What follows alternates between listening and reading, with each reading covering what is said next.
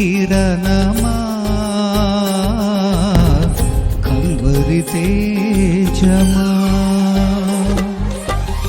దేవుని నామమునకు మహిమ కలుగునుగాక. ఈ వర్తమానం వీక్షిస్తున్న ప్రియ దేవుని బిడ్డలకు ప్రభునామమున నా వందనములు. ప్రియమైన దేవుని బిడ్డలారా, కొద్ది సమయము మనము దేవుని యొక్క మాటలను శ్రద్ధ కలిగి వినుటకు మన హృదయములను సిద్ధపరుచుకుందాం. ఈ సమయంలో ప్రభు మనతో మాట్లాడబోయే అంశము, ఇశ్రాయేలు ప్రజలు పండిస్తున్న పంటలు బహుగా దీవించబడుతున్నాయి. ఇశ్రాయేలీలను దేవుడు ఏర్పరచుకొని వారి ద్వారా దేవుడు ఎన్నో అద్భుత కార్యాలు జరిగించినాడు. అయితే వాటన్నిటికంటే ప్రాముఖ్యంగా వారికి దేవుడిచ్చిన సమృద్ధిని గురించి మనం ధ్యానం చేద్దాం. ఇశ్రాయేలీలు దేవుణ్ణి అనుసరించే ప్రజలుగా ఉన్నారు కనుక అన్ని విషయాల్లో దేవుడు వారికి ఉపకారం చేసినాడు. వారు ఏ విషయంలో కూడా కొరత లేకుండా కొదవ లేకుండా ఉన్నారు. మనిషికి చాలా అవసరమైనది, ప్రాముఖ్యమైనది ఆహారము. ఈ ఆహారము ఎక్కడి నుంచి వస్తుంది? మనము పండించే పంట నుంచి వస్తుంది, పొలము నుండి వస్తుంది. ఈ పంట విషయంలో, పొలము విషయంలో అంత సమృద్ధి కలిగి వారు ఉండడానికి, వారి పొలములు అంత సమృద్ధి పంట పండడానికి కారణం ఏమిటి? ఆ దేవుని బిడ్డలారా, దేవుడు వారికి ఇచ్చిన కొన్ని ఆజ్ఞలు ఉన్నాయి. ఆ ఆజ్ఞల్ని వారు అనుసరించడం. మనం మొదటిగా ప్రారంభంలో చూస్తే దేవుడు మొదటి మానవుడైన ఆదామును శపించినాడు. ఎందుకంటే వద్దన్న పండు తిన్నందుకు. శపించే క్రమంలో దేవుడు ఆదాముతో ఒక మాట అన్నాడు. అదేమిటో బైబిల్లో చదువుదాం. ఆదికాండము 3:18 ఇలా రాయబడింది. అది ముండ్ల తుప్పలను గచ్చ పొదలను నీకు మొలిపించును, పొలములోని పంట తిందువు. దేవుడు ఆదాముకి ఇచ్చిన శాపం ఏంటంటే, ఇంతవరకు నువ్వు ఏదేను తోటలో ఉండి క్షేమకరంగా ఉన్నావు, తిన్నావు. ఇప్పుడైతే అలా జరగదు. నువ్వు ఏదేను తోటలో నుండి నెట్టివేయబడుచున్నావు. ఇప్పుడు నువ్వు పొలము వేసుకొని దాని పంట తినాలి, అనగా కష్టపడి చెమట కార్చి దాని పంట తినాలి అని ఆదాముకు దేవుడు శాపం ఇచ్చినాడు. నేటి వరకు మనందరం ఆ శాపాన్ని అనుభవిస్తూ ఉన్నాం. చెమట కారిస్తేనే మనకు ఆహారం. అయితే ప్రభు ఇంకొక మాట అన్నాడు, అది ముండ్ల తుప్పలను గచ్చ పొదలను మొలిపిస్తుంది అని. నిజమే, మంచి ధాన్యములు మనం పండించడానికి కష్టపడి విత్తనాలు వేస్తాం. ముండ్ల తుప్పలు, గచ్చ పొదలు విత్తనాలు వేసే పని లేదు. వాటంతటా అవి పెరుగుతూ ఉంటవి, చేనుకి ఇబ్బంది కలిగిస్తూ ఉంటాయి. ఇది శాపములో ఒక భాగం. అయితే దేవుని బిడ్డలారా, పండే పంటల విషయంలో, పొలం విషయంలో దేవుడు కొన్ని సంగతులను బైబిల్ రాయించినాడు. నేటి దినాల్లో మనం పొలాలు ఎలా అంటే అలా వేస్తున్నాం. మనకిష్టమైన రీతిలో పొలాలు వేస్తున్నాం, నాటుతున్నాం. వాటి ద్వారా వచ్చే లాభాలు తీసుకుంటున్నాం, ధాన్యాన్ని తింటున్నాం. అయితే దేవుడు ఇశ్రాయేలులకు ఇచ్చిన ఆజ్ఞలు ఏమిటి? వారి యొక్క పొలాల విషయంలో, వారు వేసే పంట విషయంలో, పండించే ధాన్యము విషయంలో మీరు ఎలా ఉంటే మీ పంటలు సమృద్ధిగా పండుతాయి, ఎలా ఉంటే మీ పొలాలు సమృద్ధిగా మీకు ధాన్యాన్ని ఇస్తాయి, మీరు ఇలా ఉండాలి అని దేవుడు ఇశ్రాయేలులకు చెప్పిన కొన్ని సంగతులు, కొన్ని ఆజ్ఞలు మనం తెలుసుకుందాం. ఎందుకంటే మనము దేవుని మాట వింటేనే ఆశీర్వదించబడతామని లేఖనం చెప్తుంది. మీరు నా మాట జాగ్రత్తగా విని నేను చెప్పినట్టు నడుచుకుని ఎడల మీరు అన్ని విషయములలో దీవించబడతారు అని దేవుడు వాగ్దానం ఇవ్వడం జరిగింది. మీరు ఇంటిలోనికి వచ్చినప్పుడు దీవించబడతారు, బయటికి వెళ్ళినప్పుడు దీవించబడతారు అని. మీ గంపయు పిండి పిసుకు తొట్టియు నీ పొలంలోనూ నీవు దీవించబడతావని బైబిల్లో రాయబడింది. కాబట్టి మనం చేసే ప్రతి పనిలో కూడా, మనం చేసే ప్రతి వ్యవసాయంలో కూడా, మనం చేసే ప్రతి ఉద్యోగంలో కూడా దేవుని యొక్క దీవెన, దేవుని యొక్క కృప మనకున్నప్పుడు బహుగా ఆశీర్వదించబడతాం. ఆశీర్వాదం అంటే ఒక డబ్బు విషయమే కాదు, అన్ని విషయాల్లో క్షేమకరంగా ఉంటాం. కాబట్టి ఇశ్రాయేలీయులకు దేవుడు పొలము ఎలా పండించాలో, ఆ పొలం యొక్క పంట ఎప్పుడు వేయాలో, ఆ పొలం యొక్క పంటను ఎలా ఇంటికి చేర్చాలో కొన్ని ఆజ్ఞలు ప్రభు వాళ్ళకి ఇవ్వడం జరిగింది. ఆ ఆజ్ఞలు పాటించిన ఇశ్రాయేలీయులు సమృద్ధి అయిన ధాన్యాన్ని తీసుకున్నారు, క్షేమకరంగా జీవించినారు. ఇశ్రాయేలీయులకు దేవుడిచ్చిన ఆజ్ఞలు ఏమిటో మనము కొద్ది సమయం తెలుసుకుందాం దేవుని బిడ్డరా. ఆ దిశగా ప్రభు వాళ్ళని ఆశీర్వదించడానికి కారణము, వారి యొక్క పంట విషయంలో, పొలము విషయంలో దేవుడు వారికి ఇచ్చిన ఆజ్ఞలు ఏమిటో ఒకసారి మనము లేఖనాల ద్వారా తెలుసుకుందాం. లేవియా కాండము 23 అధ్యాయము 22వ వచనంలో ఇలా రాయబడింది: మీరు మీ పంట చేను కోయినప్పుడు మీ పొలము యొక్క ఓరలను పూర్తిగా కోయకూడదు, నీ కోతలో రాలిన పరిగెను ఏరుకొనకూడదు, బీదలకును పరదేశులకును వాటిని విడిచిపెట్టవలెను, నేను మీ దేవుడనైన యెహోవాను. దేవుడు ఇశ్రాయేలీయులకు పొలము పంట విషయంలో ఇస్తున్న ఒక ఆజ్ఞ ఇప్పుడు మనం చదువుకున్నాం. సహజంగా మనం పొలం వేస్తే మన పొలములో పండిన పంట అంతా కూడా ఏది మిగల్చకుండా మనం కోసుకొని వస్తాం, లేకుంటే మిషన్స్ తీసుకొని వెళ్ళి శుభ్రంగా కోసుకొని వస్తాం. ఏదైనా పొరపాటున మనం మర్చిపోతే, ఆ పొలంలో ఏదైనా ఒక పన మర్చిపోయినా, పంటలో కొంత భాగం మర్చిపోయినా మరలా వెళ్ళిపోయి తెచ్చుకుంటాం. ఎవరిని కూడా మన పొలంలో ఏది కూడా తీసుకొని ఇవ్వము. ఇది దేవుడు ఒప్పుకోడు. దేవుడు ఇశ్రాయేలీయులకు ఈ విషయంలో ఒక ఆజ్ఞ ఇచ్చినాడు. ఇశ్రాయేలీయులారా, మీరు పొలము పంట వేసినప్పుడు ఆ పొలము పంట విషయంలో అంతయు మీరు తీసుకొచ్చుకోకూడదు. ఒకవేళ మీరు కోస్తున్నప్పుడు కింద పడిపోయింది అనుకోండి, అది మీరు తీసుకోవద్దు. కొంత పరిగా కొంత వదిలేసేయండి మీరు.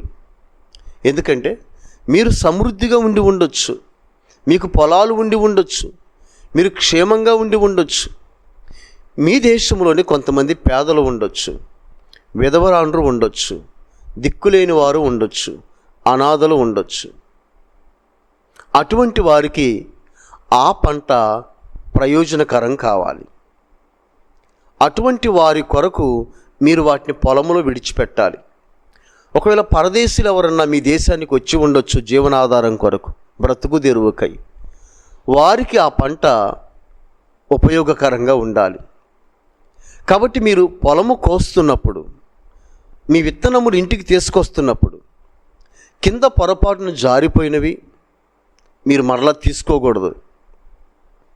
మీరు పరిగని కొంత వదిలేసేయాలి. దేనికంటే విధవరాండ్రకు, దిక్కులేని వారికి, పరదేశులకు. మీ పొలాలు బాగా పండాలి అంటే, మీరు వేసిన పంట సమృద్ధిగా మీ చేతికి రావాలంటే మీరు స్వార్థపూరితంగా ఉండకూడదు.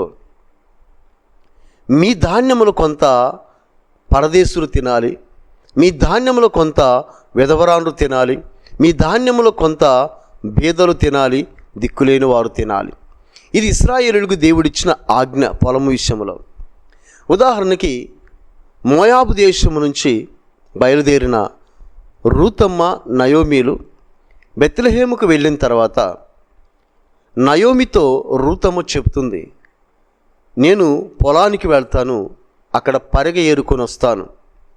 ఎందుకంటే ఇశ్రాయేలీయులకు ఈ పద్ధతి ఉన్నది, ఈ విధానం ఉన్నది. కాబట్టి ఆమె పొలానికి వెళుతుంది. దేవుడు ఆమెను బోయాజు అనే ఒక మంచి వ్యక్తి, ధనవంతుని యొక్క పొలానికి నడిపిస్తాడు. అక్కడ ఆమె పొలంలో ఆ పరిగె వేరుకుంటుంది.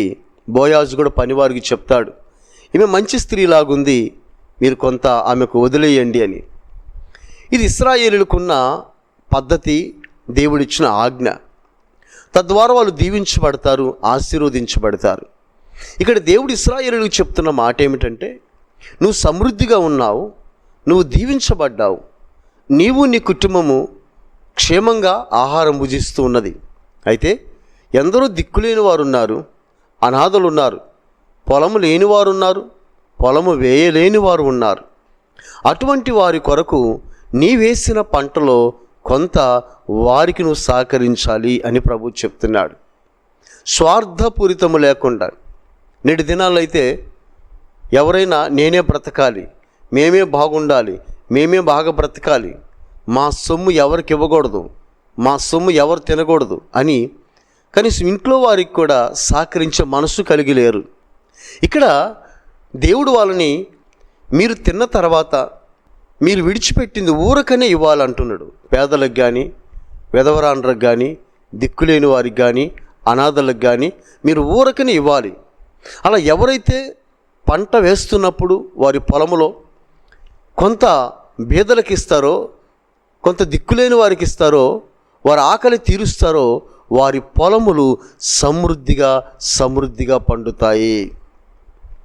నిజముగా దేవుడిచ్చిన ఈ ఆజ్ఞలు ఇశ్రాయేలీయులు పాటించినారు.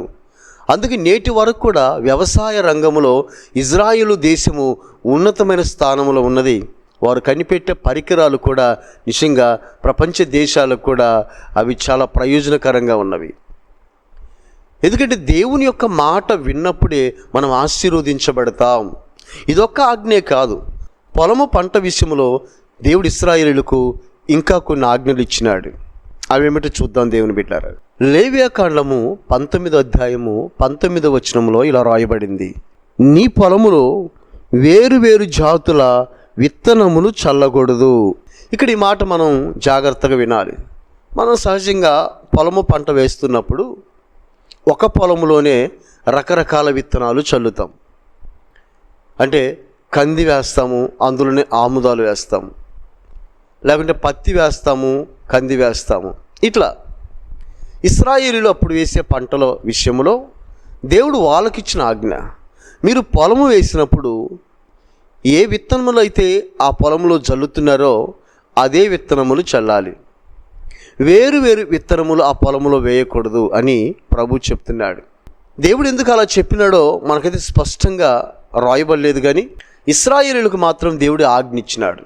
ఒక పొలము వేస్తే ఆ పొలంలో ఏ పంట అయితే వాళ్ళు వేస్తారో అదే పంట వేయాలి, దాంట్లో వేరు రకరకాల పంటలు వేయకూడదు అని దేవుడు వాళ్ళకి ఆజ్ఞ ఇవ్వడం జరిగింది. ఒకవేళ అలాగా ఆ పొలము సమృద్ధిగా పండిద్దేమో అది దేవునికే తెలియాలి. ఎందుకంటే ఆయన సమస్తం ఎరిగిన వాడు, ఆయన అలా చెప్పినాడు. వేరు పంటలు వేస్తే ఆ పొలము సమృద్ధిగా పండదేమో, దాని యొక్క బలము సరిపోదేమో. స్పష్టంగా బైబిల్లో రాయబడింది, నీ పొలము నాటినప్పుడు వేరు రకాల విత్తనాలు వేయకూడదు అని. ఇది ఇశ్రాయేలీయులకు దేవుడిచ్చిన మరొక ఆజ్ఞ పొలము పంట విషయంలో. మనం చూస్తూ ఉన్నాము, చాలామంది ఒక పొలంలోనే రకరకాల విత్తనాలు చల్లుతున్నారు, రకరకాల పంటలు వేస్తున్నారు. అలా వేయటం ద్వారా వారు సమృద్ధి అయిన ధాన్యాన్ని తీసుకోలేరు. ఈ మాట ప్రకారం మనం చూస్తే ఇది ఇశ్రాయేలీయులకు స్వయంగా దేవుడిచ్చిన ఆజ్ఞ, ఒక మనిషి ఇచ్చిన ఆజ్ఞ కాదు, ఒక మనిషి ఒక సైంటిస్ట్ కనిపెట్టి చెప్పిన విషయం కాదు, ఇది దేవుడే చెప్పిన విషయము.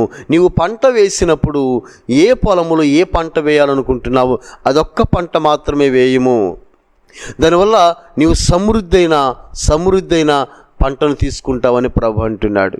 కాబట్టి దీని ద్వారా నిజంగా దేవుడు చెప్పినాడు అంటే ఏదో లాభం ఉంటుంది. ఇది ఇశ్రాయేలీయులు అనుసరించిన విషయము. అందుకే వారు సమృద్ధైన పంటలు పండించగలిగినారు.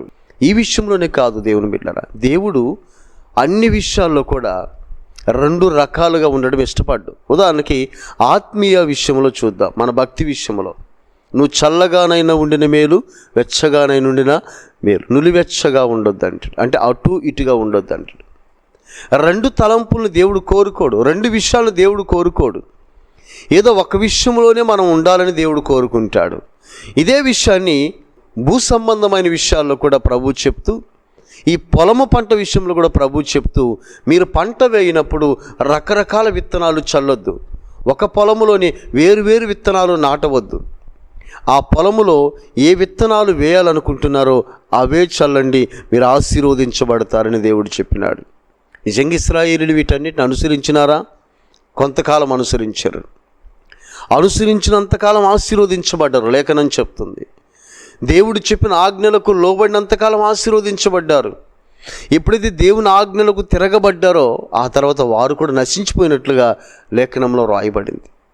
దేవుడు మానవులను శపించిన తర్వాత వారు కష్టపడి చెమట కార్చి పొలము పండించి ఆహారము తినాలని దేవుడు చెప్పిన తర్వాత, ఆ పొలము సమృద్ధిగా పండాలి, వారు దీవెనకరంగా ఉండాలి, ఆశీర్వాదకరంగా ఉండాలి అంటే వారు ఎలా ఉండాలని ప్రభు చెప్తున్నాడంటే, నా మాట విని నాకు లోబడితే మీరు సమృద్ధి అయిన పంటను అనుభవిస్తారు అంటున్నాడు ప్రభు. దేవుని స్తోత్రాలు కలుగును గాక.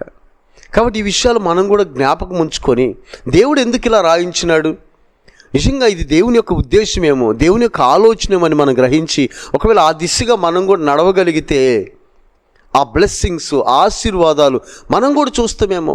ఒక ఇశ్రాయేలులకి దేవుడు కాదు ఆయన, మనకు కూడా దేవుడు. లేఖనం చెప్తుంది, ఏ భేదము లేదు, అందరూ పాపము చేసి దేవుడు అనుగ్రహించిన మహిమను పొందలేకపోవచ్చున్నాడు. యూదుడని లేదు, గ్రీసు దేశస్థుడని లేదు, స్వతంత్రుడని లేదు, ఇప్పుడు అందరూ కూడా దేవునికి ఒకటే. ఆ దినాల్లో దేవుడు ప్రజలు నా మాట వినట్లేదు, ఒక జనాంగాన్ని ఏర్పరచుకొని వారి ద్వారా ప్రపంచాన్ని మార్చుకోవాలనుకున్నాడు. ఆ జనాంగం ఇశ్రాయేలీలు. వారు కూడా కొంతకాలం ప్రభు మాటకు విధేయత చూపించలేదు కాబట్టి తర్వాత ప్రభు ఇప్పుడు అందరికీ యేసు ప్రభుల వారి ద్వారా రక్షణ ఇచ్చినాడు, కృపిచ్చినాడు. ఈరోజు ఈ ఆజ్ఞలు ఏవైతే ఉన్నాయో, పాత నిబంధన కావచ్చు, క్రొత్త నిబంధన కావచ్చు, ఇవి అనుసరిస్తే మనము కూడా అట్టి దీవెనల ఆశీర్వాదాలు నేడు కూడా పొందుకోగలుగుతాం. కాబట్టి మనం పొలము పంట వేసే విషయంలో దేవుడు ఇశ్రాయేలుకి ఇచ్చిన ఆజ్ఞలు ఇవి. మొదటి ఆజ్ఞ మనం చూసినాం, నీవు పొలము వేసినప్పుడు పూర్తిగా ఆ పొలంలోది తెచ్చుకోకూడదు, కొంత విడిచిపెట్టాలి, అది విధవరాన్లకు, పరదేశులకు, దిక్కులేని వారికని. రెండవ ఆజ్ఞ, మీరు పొలము వేసినప్పుడు అందులో రకరకాల విత్తనాలు చల్లవద్దు, ఒకే రకమైన విత్తనాలు చల్లాలి, అప్పుడు ఆ పొలము సమృద్ధిగా మీకు పంటనిస్తున్నదని ప్రభు చెప్తున్నాడు. మూడో విషయం మనం ఒకసారి చదువుదాం దేవుని బిడ్డారా. లేవ్యాకాండము 25వ అధ్యాయము 3వ వచనంలో ఇలా రాయబడింది, 6 సంవత్సరములు నీ చేను విత్తవలెను, 6 సంవత్సరములు నీ ఫలవృక్షముల తోటను బద్దించి దాని ఫలములను కూర్చుకొనవచ్చును. 4వ వచనము, 7వ సంవత్సరము భూమికి మహావిశ్రాంతి కాలము, అనగా యెహోవా పేరట విశ్రాంతి సంవత్సరముగా ఉండవలెను, అందులో నీ చేను విత్తకూడదు, నీ ఫలవృక్షముల తోటను శుద్ధిపరచకూడదు. దేవుని స్తోత్రాలు. ఇది మూడో విషయం దేవుడు ఇశ్రాయేలులకు చెప్తున్న మాట. ఇప్పుడు మనం విశ్రాంతి దినం అంటాం. ఇశ్రాయేలులకు ఒక పద్ధతి ఉన్నది, దేవుడు వాళ్ళకి విశ్రాంతి దినం ఇచ్చినాడు. ఏమిటి విశ్రాంతి దినము అంటే, దేవుడు 6 రోజులు సృష్టి చేసి 7వ రోజు విశ్రమించినాడు. అదే క్రమాన్ని దేవుడు మానవులకు కూడా ఇచ్చి, మీరు 6 రోజులు పని చేయండి, 7వ రోజు విశ్రాంతి తీసుకోండి. ఇది బైబిల్లో దేవుడిచ్చిన ఆజ్ఞ. ఈ ఆజ్ఞ నేడు ప్రపంచమంతా కూడా అనుసరిస్తున్నది. అయితే పాత నిబంధన ప్రకారం విశ్రాంతి దినము శనివారం వస్తుంది. ఇప్పుడు మన లెక్కల్లో మనమైతే దానిని ఆదివారంగా తీసుకున్నాం. ఇప్పుడు ప్రభుత్వాలు అనుసరిస్తున్నాయి, ప్రజలు అనుసరిస్తున్నారు, దేవుని పిల్లలు కూడా అనుసరిస్తున్నారు. ఒకరోజు సెలవు దినము, వారానికి ఒకరోజు సెలవు దినము. ఇది దేవుడు బైబిల్ గ్రంథంలో ఏర్పాటు చేసింది, నేడు ప్రపంచము అనుసరిస్తున్నది. కాబట్టి దానిని విశ్రాంతి దినము అని లేఖనం చెప్పింది, రెస్ట్ తీసుకోవటం అని. అయితే దేవుని బిడ్డరా, ఇదే విషయంలో మనుషులకే కాదు, దేవుడు పొలానికి కూడా విశ్రాంతి కావాలన్నాడు. మనం చూస్తున్నాం ఇప్పుడు పొలము సంవత్సరానికి 2 సార్లు కూడా ఒక పొలాన్ని దున్ని వేస్తున్నారు. ఏ సంవత్సరం కూడా దాన్ని బీడు వదలకుండా వేస్తూనే ఉన్నారు. నా దేవుని బిడ్డరా, ఆ పొలము సమృద్ధిగా పండాలి అంటే దానికి కూడా 1 ఇయర్, 1 సంవత్సరం రెస్ట్ కావాలట. ఆ రెస్ట్ ఎలా ఇవ్వాలన్నాడు ప్రభు? మీరు ఎలాగైతే 6 రోజులు పని చేసి 7వ రోజు విశ్రాంతి తీసుకుంటున్నారో, అలాగే 6 సంవత్సరాలు పొలము వేసి 7వ సంవత్సరమున ఆ పొలములు ఏమీ వేయకూడదట. నిజంగా ఇది ఎవరు అనుసరిస్తున్నారు? ఆ పొలము యొక్క సారమంతా మనము సంవత్సరాలు ఆగివేస్తూ ఉన్నాం. ఆ పొలానికి కొంత రెస్ట్ ఇవ్వాలట. ఇంకా ఇప్పుడున్న బాధాకరమైన విషయం ఏంటంటే, ఆ దినాల్లో ఎరువులు వేసేవాళ్ళు. ఆ పొలానికి అవి ఏ హాని చేయవు, ఆ నేలకు ఏ హాని చేయవు, సమృద్ధి అయిన బలాన్ని తీసుకొని మంచి పంటనిచ్చేవి. ఆ ఎరువులు ప్రకృతిలో నుంచి వచ్చినవి కనుక. ఇప్పుడైతే రకరకాల విషపు మందులు ఆ పొలంలో కలుపుతున్నాం. ఆ నేల పాడైపోతుంది. రకరకాల మందులు పెడుతున్నాం ఆ పొలానికి. ఆ భూమి నిర్జీవమైపోతుంది. దేవుని బిడ్డలారా, ఆ భూమికి ఎవరు రెస్ట్ ఇవ్వట్లేదు. ఒక్కొక్కళ్ళు ఒక్కొక్క పొలాన్ని సంవత్సరానికి 2 సార్లు కూడా వేస్తున్నారు, నీళ్ళున్నవారు సమృద్ధిగా.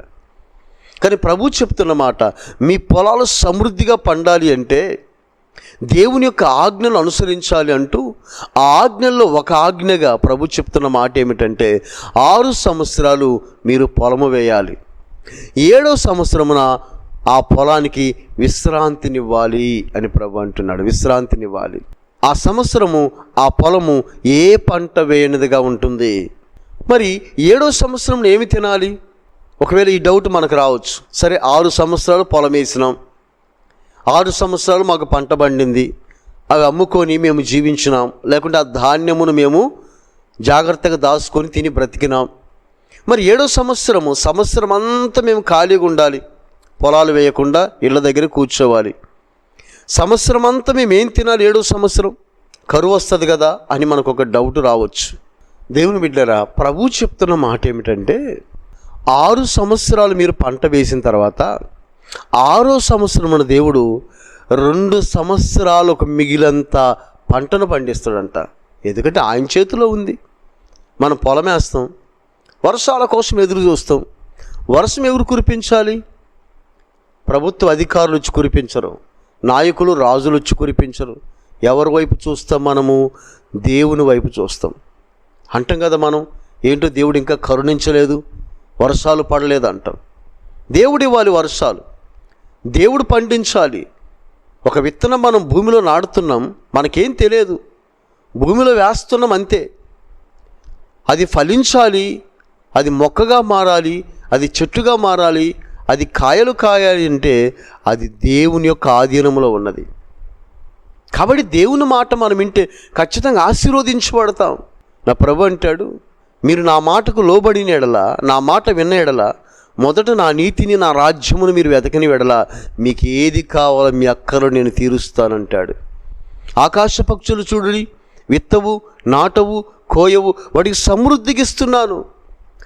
నా మాట విని నేను చెప్పినట్లు మీరు అనుసరిస్తే మీకు సమృద్ధికి ఇస్తానంటున్నాడు ప్రభు. కాబట్టి 6వ సంవత్సరం అన్నట 2 సంవత్సరాలకు సరిపోయే ధాన్యాన్ని ప్రభు పండిస్తున్నట్ట ఆ పొలంలో. అప్పుడు 7వ సంవత్సరం అంతా నీకు ధాన్యం ఉంటుంది, ఆ రెస్ట్ దినాలంతా ధాన్యం ఉంటుంది. 8వ సంవత్సరంలో పంట పండినంత వరకు కూడా నీ ఇంట్లో ధాన్యం ఉంటుంది, సమృద్ధి ఉంటుంది. ఎందుకంటే నువ్వు దేవుని మాట వింటున్నావు కదా, దేవుని మాటకు విధేయత చూపిస్తున్నావు కదా. అలా దేవుడు 7వ సంవత్సరమున నీవు పంట వేస్తున్న నీ భూమికి కూడా విశ్రాంతినివ్వమన్నాడు. ఇంకో విషయం ప్రభు చెప్పిన మాట ఏంటంటే అక్కడే అలా 7 సంవత్సరాలు 7వ సంవత్సరమున పొలానికి విశ్రాంతినిస్తూ 49వ సంవత్సరం అయిపోయిన తర్వాత, 49 సంవత్సరాలు అయిపోయిన తర్వాత 7 ఏండ్లు 49 సంవత్సరాలు అవుతాయి. 7 ఏండ్లు 49 సంవత్సరాలు అలా భూమికి 7వ సంవత్సరము విశ్రాంతినిస్తూ పంట వేయకుండా 7 ఏండ్లు 49 సంవత్సరాల తర్వాత 50వ సంవత్సరమున విశ్రాంతినివ్వాలి. 50వ సంవత్సరం అది మహావిశ్రాంతి దినము. ఆ దినమున వారు పండగ చేస్తారు, శృంగనాద దినముగా వారు అనుసరిస్తారు 50 సంవత్సరాలప్పుడు. ఇప్పుడు దేవుడు వాళ్ళకి ఇచ్చిన ఒక గొప్ప కృప ఏంటంటే ఈ 50 సంవత్సరాలు తర్వాత నువ్వెవరి దగ్గర అయితే పొలం కొన్నావో, నువ్వెవరికైతే పొలం అమ్మినావో, మరలా తిరిగి 50 సంవత్సరాల తర్వాత వాళ్ళు కానీ డబ్బు తీసుకొని వచ్చి మా పొలం మాకు కావాలి మేము కొంటామంటే అది తిరిగి వాళ్ళకి అప్పగించేయాలట ఆ పొలాన్ని. ఒకవేళ వారు కొనలేకపోతే ఓకే, 50 సంవత్సరాల తర్వాత ఏదో వాళ్ళు ఇబ్బందులు అమ్ముకొని ఉండొచ్చు, కష్టకాలంలో అమ్ముకొని ఉండొచ్చు, పరిస్థితులు అనుకూలించక అమ్ముకొని ఉండొచ్చు. ఇశ్రాయేలులకు దేవుడిచ్చిన ఆజ్ఞ ఏమిటంటే 50 సంవత్సరముల తర్వాత మా పొలము మాకు కావాలనుకుంటే ఆ శృంగనాద దినమున వారు ఆ సొమ్మంతా చెల్లించి, అప్పుడు ఎంత కాస్ట్ అయితే అవుతుందో ఆ సొమ్ము చెల్లించి మరలా వారి స్వాస్థ్యాన్ని వారే పొందుకోవచ్చట. ఈ దేవుడు వారికి ఇచ్చిన ఆజ్ఞ. కాబట్టి పొలమునకు విశ్రాంతినివ్వాలి అని, అలా విశ్రాంతినిస్తే ఆ పొలం ఇంకా సమృద్ధిగా పంట ఇస్తుందని 7 సంవత్సరాల్లో 6 సంవత్సరాలు పంట వేసి 7వ సంవత్సరమున ఆ పొలానికి విశ్రాంతినివ్వాలని ఇశ్రాయేలులకు దేవుడు ఆజ్ఞించినాడు. అది వారు అనుసరించినారు. తద్వారా వారి పొలాలు సమృద్ధైన పంటను పండినట్లుగా మనము కొన్ని ఆధారాలతో చూస్తున్నాం, మనము చరిత్రలో చూస్తున్నాం. లేఖనాల్లో చూస్తున్నాం. కాబట్టి దేవుని బిడ్డలారా, మనము ఆ విధముగా అనుసరిస్తే, మొదటిది, నీవు పంట కోసినప్పుడు అంత తెచ్చుకొనక కొంత విధవరాండ్రకు, పేదలకు, పరదేశులకు విడిచిపెట్టాలి. రెండోది, నీ పొలంలో రకరకాల పంటలు, రకరకాల విత్తనాలు వేయక ఒకే రకమైన విత్తనాలు వేయాలి అని. మూడోది, పొలమునకు 6 సంవత్సరాలు పంట వేసి 7వ సంవత్సరం విశ్రాంతినివ్వాలి. అలాగ ప్రభు చెప్తూ, అలాగే మీరు అనుసరించినప్పుడు నా మాటకు మీరు లోబడుతున్నారు కనుక, విధేయత చూపిస్తున్నారు కనుక మీరు సమృద్ధి అయిన పంటను అనుభవిస్తారు.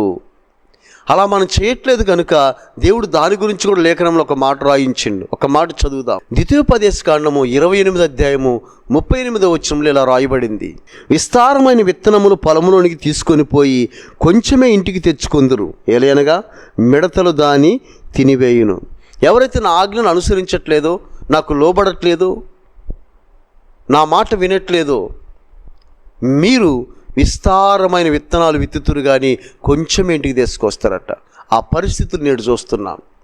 ఎందుకంటే మనం దేవుని యొక్క ఆశీర్వాదాలు అనుభవిస్తూ ఆయన మాట మనం వినట్లేదు. ఒక పొలం విషయంలోనే కాదు, ఎక్కడ కూడా దేవుని మాటకు మనం ఇదేది చూపించట్లేదు. ప్రభు అంటాడు, ఆకాశమా ఆలకించుము, భూమి సెవియొగ్గము, నేను పిల్లల్ని పెంచి పెద్దవారిని చేసి తినవారు నా పైన తిరగబడి ఉన్నారు అని. చాలామంది అలా తిరగబడుతున్నారు దేవునికి విరోధముగా. అందుకని మనము ఆ క్షేమాన్ని చూడట్లేదు, ఆశీర్వాదాలు చూడట్లేదు, ఆ పొలము పంట విషయంలో మేలు అనుభవించట్లేదు. చాలామంది పొలం వేయాలంటే భయపడిపోతున్నారు. కాబట్టి దేవుడు మనకు చెప్పిన కొన్ని ఆజ్ఞలు మనం అనుసరిస్తే ఒకవేళ మనం కూడా దీవించబడతామేమో. దేవుని యందు భయభక్తులు కలిగి ఆయనకు ప్రార్థన చేసుకొని మనం ఏ పని ప్రారంభించినా తద్వారా దీవించబడతామేమో. కాబట్టి ఆ దిశగా మనం గ్రహించి గమనించి మంచి తీర్మానముతో ప్రభువుకు ప్రార్థన చేద్దాం. దేవుడి మాటలు దీవించి ఆశీర్వదించును గాక. ఆమేన్. ప్రార్థన చేసుకుందాం. సర్వోన్నతుడ కృపగల నాయన స్తోత్రములు తండ్రి, ఇశ్రాయేలులకు మీరు ఇచ్చిన అనేక ఆజ్ఞలలో పొలములను గురించి కొన్ని ఆజ్ఞలు ఇచ్చినారు. స్తోత్రాలు నాయన. అయ్యా, మీరు సెలవిస్తూ మీరు పొలములు నేను చెప్పినట్లు వేస్తే మీరు సమృద్ధి అయిన పంట పండిస్తారని కొన్ని విషయాలు తెలియజేసినారు నాయన. ఆ దిశగా ప్రభా ఇశ్రాయేలులు అనుసరించినారు, ఆశీర్వదించబడ్డారు. అదేవిధంగా నాయన నేటి దినాల్లో కూడా ఏదైనా మీ ఆజ్ఞలు అనుసరించి మీ మాటకు విధేయత చూపించి మీకు లోబడి మేము నడుచుకున్నప్పుడు మీ ఆశీర్వాదాలు చూస్తామని తెలుసుకుంటున్నాం. ఆ దిశగా నడుచుకున్నట్టుకు అయ్యే సహాయము చేయండి. ఈ మాటలు విన్న వీళ్ళందరినీ కూడా పేరు పేరున దీవించి ఆశీర్వదించండి, మేలుడు నింపండి, సమృద్ధిని అనుగ్రహించండి, కుటుంబాల్లో కొరతను తీర్చండి, ఉన్నత ఉపకారములు చేయండి నాయన. అయా పొలము పంట విషయంలో వారే కాకుండా ఇతరులకు సహకరించే మనసునివ్వండి నాయన. వారికి ఆలోచించి సహాయము చేయండి నాయన. కృపతో నింపి మేలు చేయమని వేడుకుంటున్నాను. అలాగే నా గొప్ప తండ్రి, ఈ మాటలు విన్న వారి కుటుంబాలని వారిని దీవించండి నాయన, మేలుకరంగా మార్చండి నాయన. మీ ఉన్నత కృపను చూపించండి నాయన. స్తోత్రాలు. ఎవరైతే సమస్యలతో ఉన్నారో విడిపించండి, కృంగినారో లేవనెత్తండి, ఆటంకములు తొలగించండి. మీ మేలును, మీ దీవెన, మెండైన ఆశీర్వాదాలు అవి వారికి అనుగ్రహించి సహాయము చేసి మీరే మహిమ, ఘనత, ప్రభావములు పొందుకొనమని యేసయ్య నామములో అడిగి వేడుకొనుచున్నాము తండ్రి. ఆమేన్. నీ వాక్యము యేసయ్యా, నా పాదములకు దీపము. నీ వాక్యము యేసయ్యా.